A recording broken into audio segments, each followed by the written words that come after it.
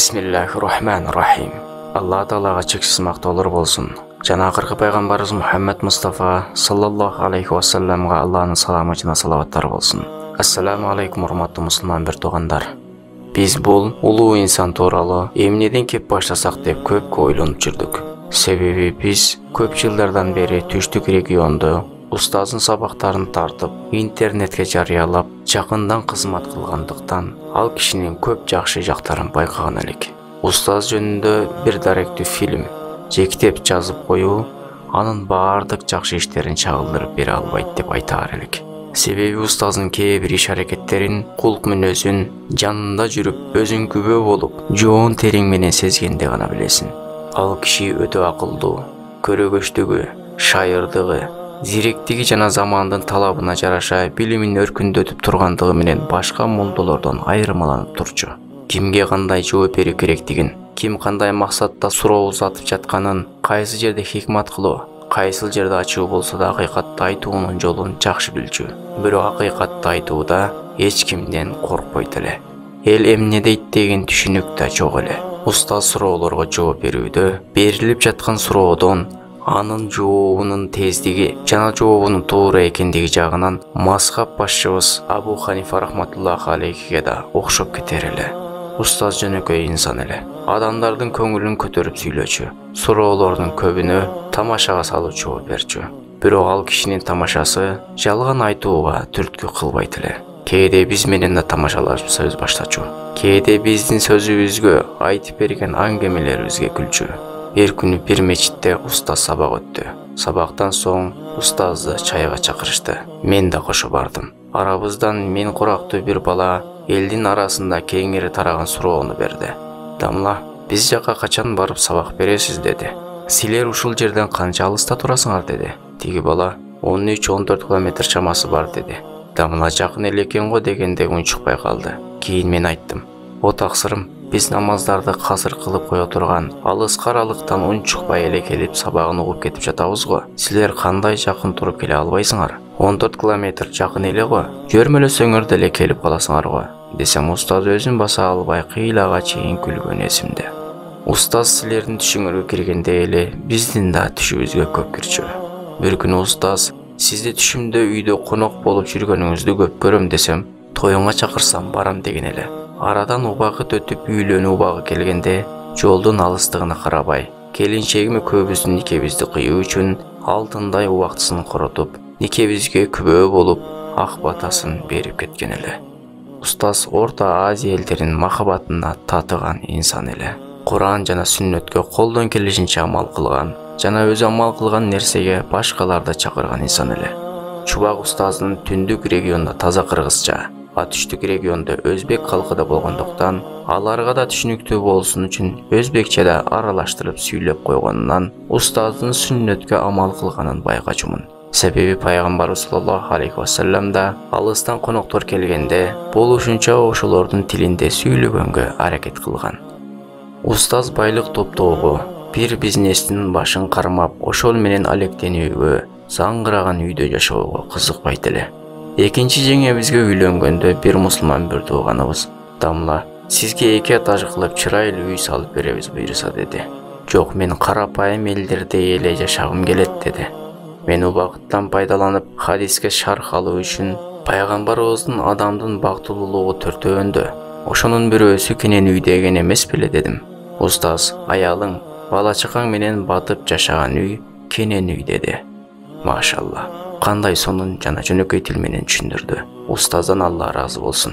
Устаз мен жана мен сыяктуу карапайым элдин көйгөйлүү маселелерин чечип гана койбостон, багытын да көрсөтүп берип кетти. Убактысын илим үчүн, дин үчүн, эл үчүн жумшады.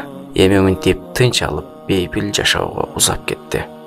Устаз өткөндөн кийин, адашпасам 1 айдан кийин атасынын үйүнөн кабар алдык. Абалын сурап, устаздын кабырын зыярат кылуу үчүн уруксат сурадык. "Ассаламу алейкум кабыр эли. Алла кааласа жакында силердин жаныңарга келип кошулабыз. Алла силерди дагы, бизди дагы ырайымына алсын" деп мөрзөгө кирип бардык. Устаздын кабырынын башына барганда айта турган сөзүмдү унутуп койдум. Бир азга үн катпай кабырдын башында олтуруп калдым. "Ассаламу алейкум устаз" деп сөз баштадым. Мен келдим. Бул нерсеге муктаж болбосоңуз дагы зыярат кылуу үчүн. Себеби биз сизди такыбаларга аталган жайда деп күмөн кылабыз.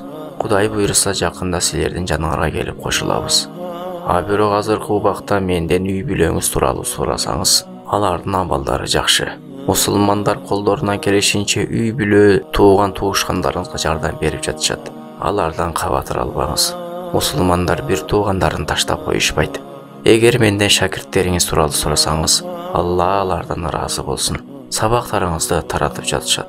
Эгер менден жалпы мусулмандар тууралуу сурасаңыз, алар колдорунан келишинче динди карманып, айткан насаатыңызды амалга ашырып жатышат.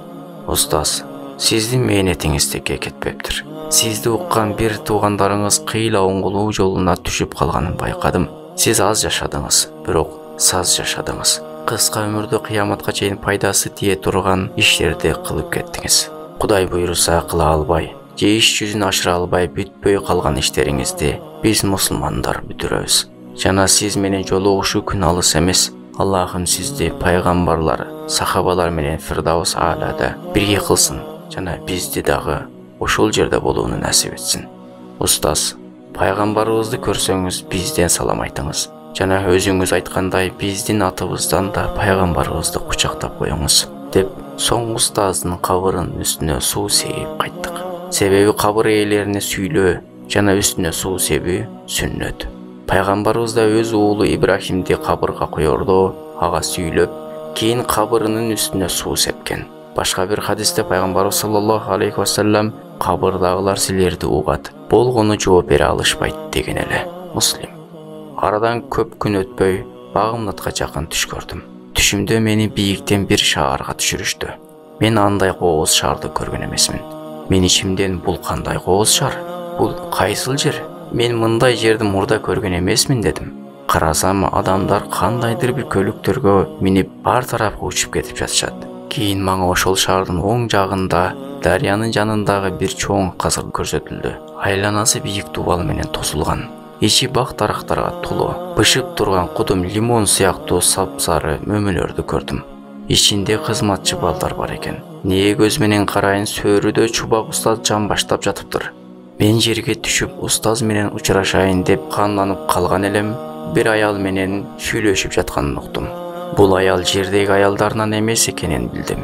Ордунда токтоп, устазды ыңгай сабалга салбайын деп артка кайтып жатып, устаз аялына бүгүн кеч болуп калды, эртең баралы деп аялы менен кандайдыр бир жактарга барууну сүйлөшүп жатканы кулагыма угулду. Менден адамдар бул чубак ажынын үйүбү деп сурап жатышты. Мен ооба деп жооп берип жаттым. Эртеси күнү чубак устаз чырайлуу кийинген абалда мени менен жолукту. Мен ассаламу алейкум устаз. Мен сизге белек алып келдим. Кандай белек экен ал? Кабатыр албаңыз. Ал сизге жагат деп колумда чырайлуу топулган, ичинде бир нерсеси бар түйүнчөктү бердим. Устаз көрүп, жактырганынан жылмая түштү. Бирок ичинде эмне бар экенин мен билбедим. Ойгонуп кеттим. Турсам багымда убактысы болуп калыптыр. Кана ойгонбосом, кана эгер менин чайым да ошол жерде болсо деп арзуу кылдым. Себеби ал жер чыныгы ырахат эле. Ошол түштү көргөндөн кийин бул дүйнө машакат экенине дагы бир жолу ынандым. Устаз бизден башка көптөгөн мусулмандардын түшүнө кирген. Кээ биринин түшүнө канаттуу аттын үстүндө учуп жүргөнү, кээ бирөөлөрдүн түшүнө көк чөптүн үстүндө жүргөнү, кээ бирөөлөрдүн түшүнө кыйынчылыктан, машакаттан кутулгандыгы кирген. Пайгамбарыбыз айткандай, кыяматка жакын момундун түшү анын багыты болот демекчи, бул түштөн да биз билебиз, устазыбыз иншаалла бейиште экенин. Алла устазыбыздын даражасын көтөрсүн. О мусулман бир туугандар, аккан арыктан суу агат. Ушундай аалымдар чыктыбы, демек учубуз кур эмес, дагы чыгат. Болгону биз Алланын шариятын бекем карманып, балдарыбызды дин менен тарбиялообуз керек. Мен ишенем, жакынкы жылдарда Кыргызстан бүт дүйнөгө үлгү боло ала турган коррупция, уурулук, алдамчылык, жалган айтуу болбогон, алсыздар кордолбогон, улутка бөлүнбөгөн, эли өз ара ынтымак болгон мамлекетке айланат буйруса. Биз ошол бактылуу күндөргө жетишибизге аз эле калды. Ал күндөргө жетүү үчүн чогуу аракет кылалы. Ассаламу алейкум ва рахматуллах ва баракатух.